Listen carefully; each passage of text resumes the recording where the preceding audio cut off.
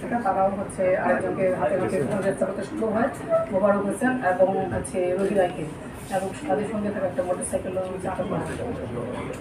সেই যখন তাদের আটক করা হয় এই অবস্থায় তারা হচ্ছে তাদের একজন ফোন করে আরও তাদের যে সহযোগিতা ঘটনাস্থলে ডেকে নিয়ে আসে, এবং হচ্ছে ঘটনাটা যখন দিনঘাতে মোড় নেয় তখন হচ্ছে তাদের আটকের ফলে এই বাকিরা হচ্ছে পালিয়ে যায়। তো তাদের যে আটককৃত আসামিদের তথ্য মতেই আমরা হচ্ছে পরের দিন হচ্ছে আলফাজ ওরফে শিশির নামে একজনকে হচ্ছে আব্দুল্লাপুর থেকে গ্রেপ্তার করি, এবং পরবর্তীতে তার দেওয়া তথ্য মতে আমরা হচ্ছে সজীব এবং সাইদ এই দুজনকে আমরা পরবর্তীতে টঙ্গী এবং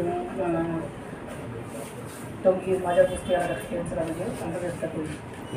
এবং আসামিদের সঙ্গে থাকা যে দুটো রামদা আমরা দেখতে পাই সেগুলো হচ্ছে উদ্ধার করা হয়, এবং তাদের ব্যবহৃত 3টা মোটরসাইকেলের মধ্যে 2টি মোটরসাইকেল আমরা উদ্ধার করতে সক্ষম হই।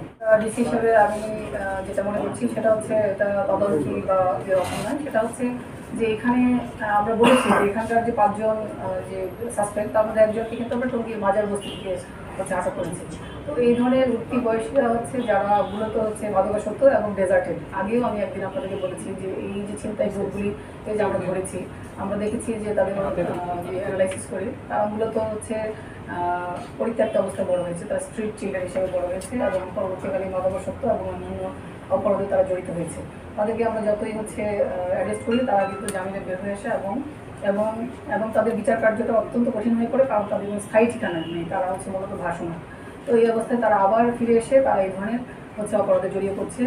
আর সেই অপরাধটা আমরা সবসময় মানে কর্মে আছি। আমরা যখন অন্য একটা কাজে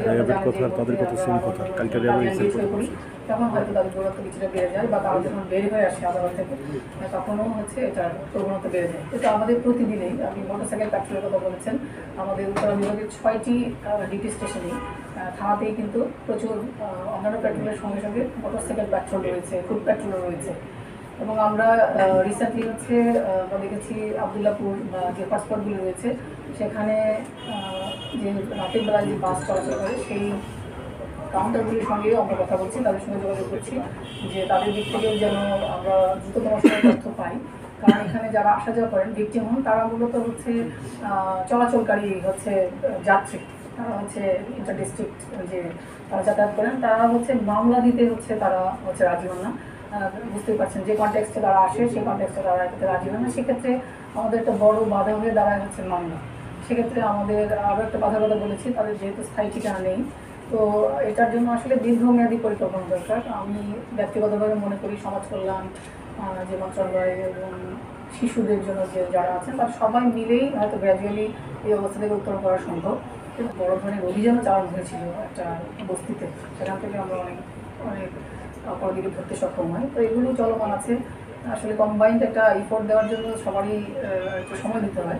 এটা হচ্ছে একটা কিশোর অপরাধ চক্র, আমাদের বুঝতে পেরেছেন তাদের চরিত্রটা দেখেই বোঝার কথা। তারা প্রচণ্ড শব্দ করে, আপনারা জানেন যে ধরনের নয়েজ তৈরি করে তারা হচ্ছে যাচ্ছিল, এবং তারা পরবর্তীকালে তাদের যে অন্য গ্যাং মেম্বার কেউ ডেকে নিয়ে আসে। তো সেক্ষেত্রেই আমরা তাদেরকে গ্যাং বলছি, এবং তাদের যেসব এলাকা থেকে তারা বসবাস করে সেখান থেকেই বোঝা যাচ্ছে যে তারা কীভাবে গ্যাং মেনটেন করে। তারা চিন্তায় এই ধরনের অপরাধের সাথেই জড়িত, তাদের আচার আচরণ সব কিছু দেখেই সেটা বোঝা যাচ্ছে যে তারা সামান্য একটা ঘটনাকে কেন্দ্র করে যদি তারা চাপাতি নিয়ে আঘাত করেন তাহলে এটা অবশ্যই তারা একটা গ্যাং মেম্বার।